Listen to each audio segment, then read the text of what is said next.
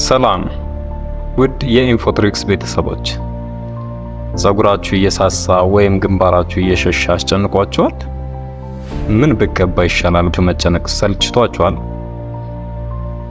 ጸጉራችሁ በየቀኑ ሲረግፍ ማየት ስቃይ ነው? ባርኔጣ ሳታረጉ መውጣት አስፈርቷችኋል? ብዙዎቻችን ጸጉራችንን ለመመለስ ያልሞከርነው ቅባት ወይም ሻምፑ የለም። ነገር ግን መፍትሄው ያለው እዛው ደማችን ውስጥ ቢሆንስ? ዛሬ ስለ PRP ፕሌትሌት ሪች ፕላዝማ ትሪትመንት በዝርዝር እናያለን። ይህ ህክምና ምንድነው? ለማን ይሆናል? ውጤቱስ ምን ያህል አስተማማኝ ነው?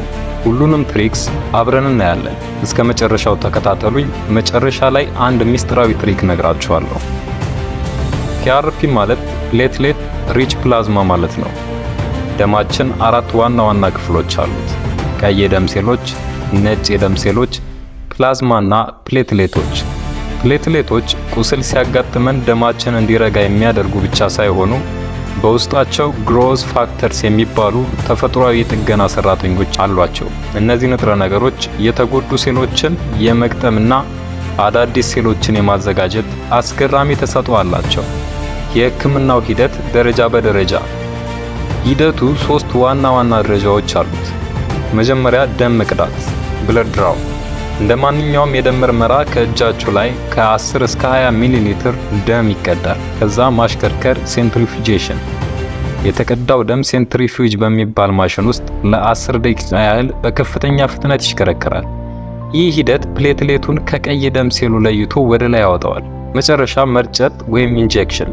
የተለየውና በንጥረ ነገር የበለጸገው ፕላዝማ በደቂቅ መርፌዎች ጸጉር በሳሳበት የጭንቅላት ክፍል ላይ ይረጫል። PRP በጸጉር ላይ ምን ይሰራል? PRP ጸጉር ላይ 3 ትልልቅ ስራዎችን ይሰራል።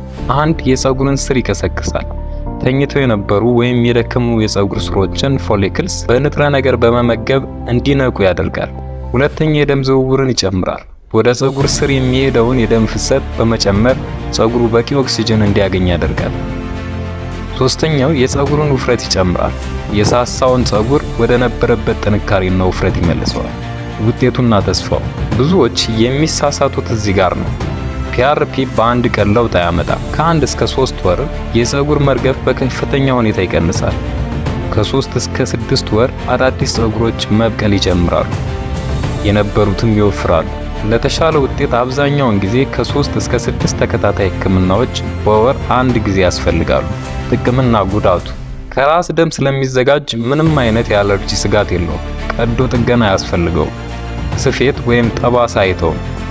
ከህክምናው በኋላ ወዲያውኑ ወደ መደበኛ ስራ መመለስ ይቻላል። ሙሉ በሙሉ ለጠፋ ወይም ራሰ በረሃ ብዙም አይሰራም። ከፍተኛ የደም ህመም ወይም ኢንፌክሽን ካለባቸው አይመከርም። በትንሽ መርፌ ስለሚወጋ መጠነኛ የመውጋት ስሜት ሊኖረው ይችላል።